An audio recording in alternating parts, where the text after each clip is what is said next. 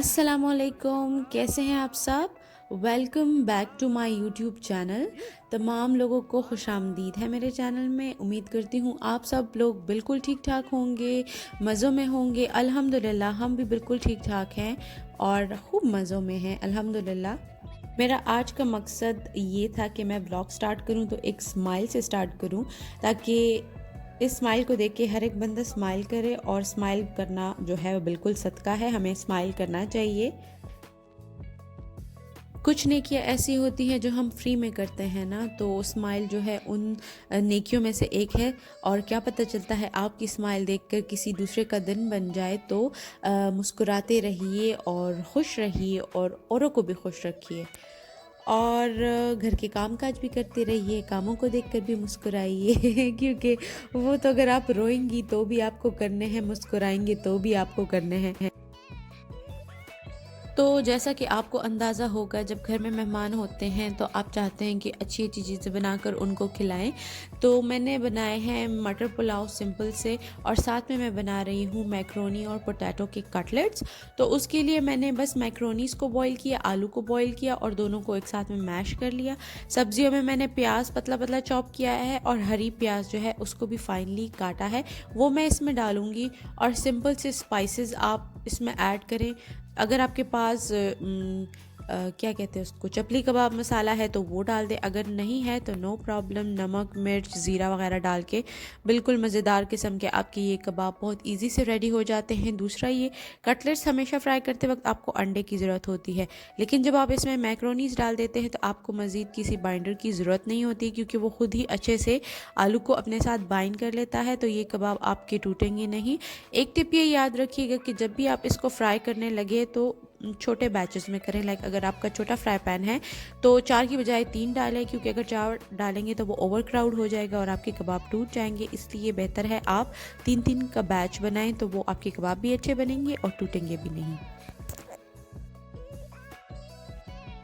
कुछ लोग जो होते हैं वो खाने की चीज़ों में बहुत ज़्यादा पिकी होते हैं, और उन्हीं पिकी ईटर्स में जो है वो मेरे देवर जी हैं। वो बहुत ज़्यादा पिकी हैं। वो उनको बस चिकन मटन गोश्त, सिर्फ यही चीज़ें दो और कुछ ना दो, ना सब्ज़ी। सब्ज़ी में बहुत पिकी ईटर हैं, तो इस वजह से जब मैंने पुलाव बनाए तो साथ में मैंने बना लिए कबाब, क्योंकि और किसी के खाने का कोई मसला नहीं होता, सिर्फ उन्हीं के खाने का मसला होता है। तो इसी वजह से का ख्याल रखना पड़ता है।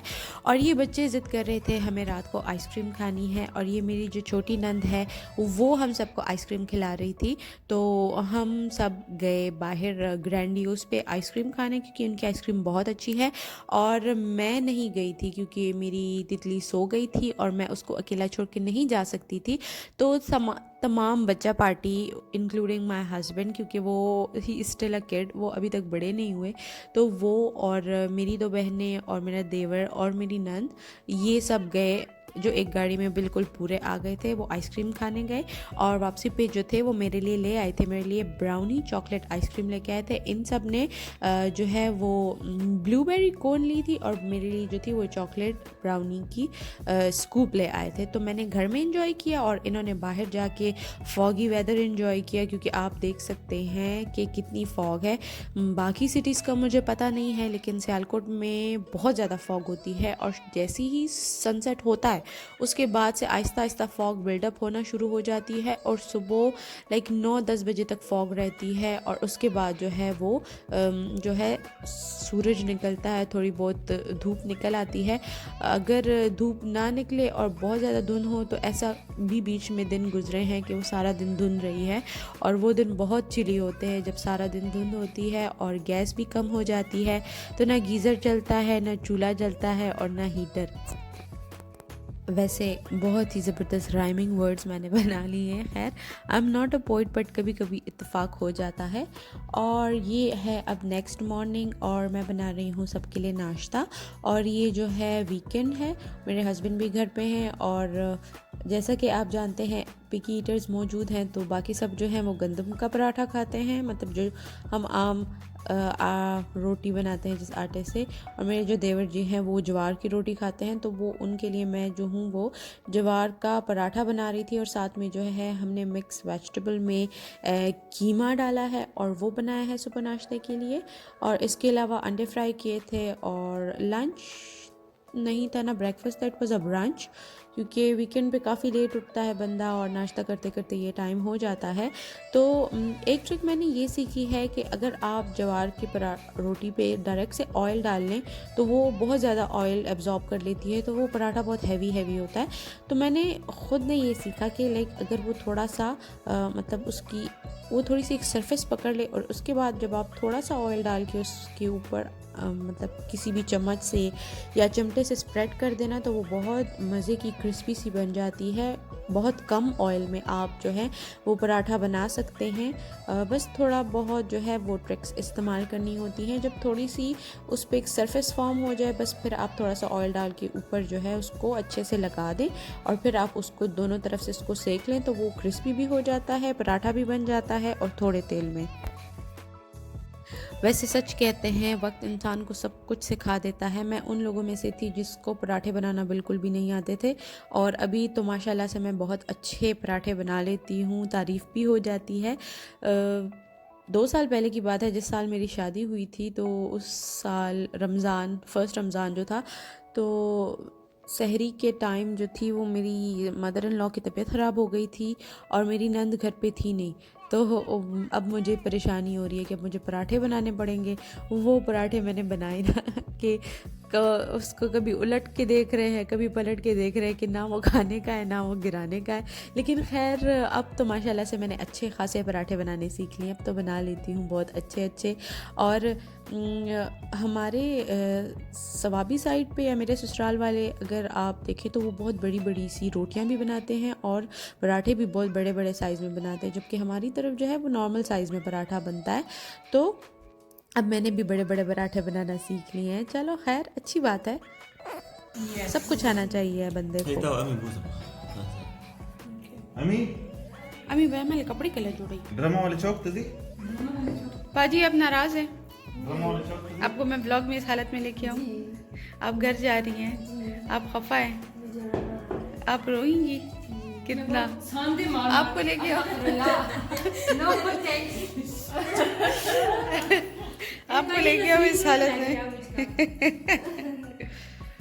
यहाँ पे सब छेड़खानियाँ हो रही थी, बच्चों को तंग किया जा रहा था और फिर उसके बाद मैंने तितली को चेंज कराया और यहाँ पे मैं उसके बाल कंघी कर रही हूँ, क्योंकि उसकी खाला वीडियो बनाना चाह रही थी कि चलो आप इसके बाल कंघी करो, तो मैंने कहा आओ कर देती हूँ। फिर मैंने इन सब की चुटियाँ बनाई, वो डच ब्रेड कहते हैं, वो बिल्कुल आजकल बहुत ज़्यादा ट्रेंड में नहीं है, वो 2 ब्रेड्स हैं और इधर माथे से शुरू होके पीछे तक चली जाती हैं।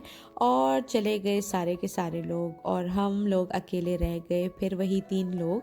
लेकिन चले, जो आता है जाना तो उसको पड़ता है। हम जैसे इस दुनिया में आए हैं हमें इधर से भी जाना है, तो ये तो ज़िंदगी के गेम्स हैं, सबको खेलने पड़ते हैं। और मैं और तितली के बाबा हम अकेले रह गए हैं।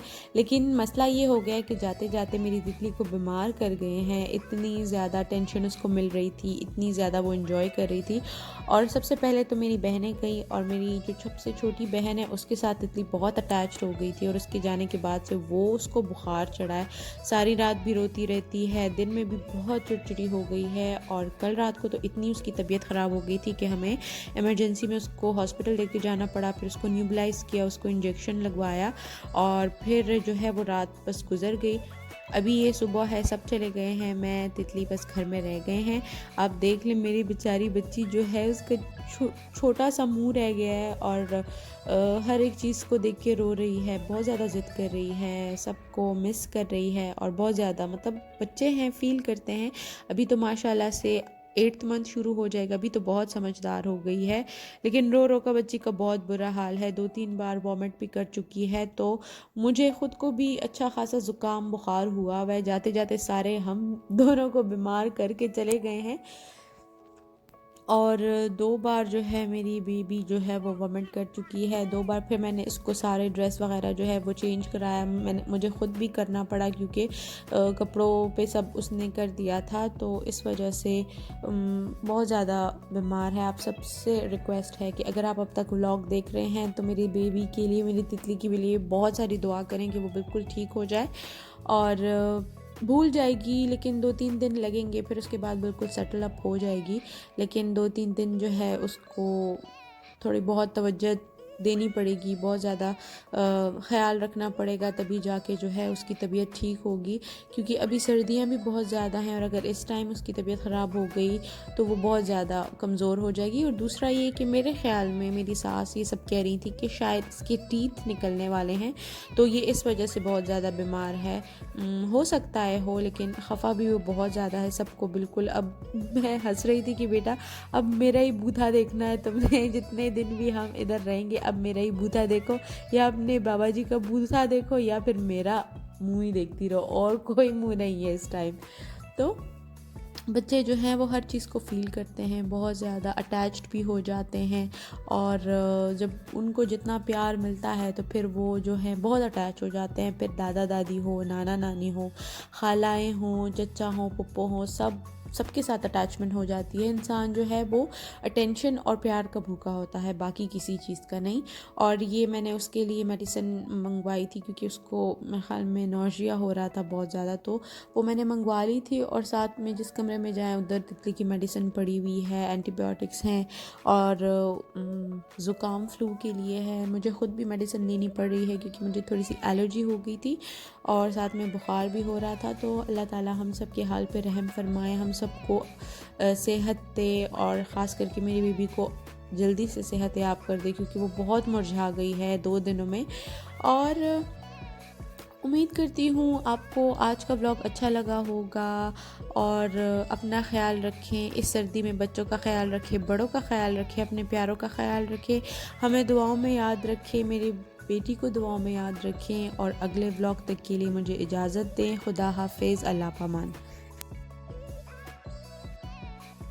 और अगर अभी तक आप व्लॉग देख रहे हैं और आपने मेरे चैनल को सब्सक्राइब नहीं किया तो काइंडली इसको लाइक भी करें, शेयर भी करें, कमेंट भी करें और सब्सक्राइब भी करें।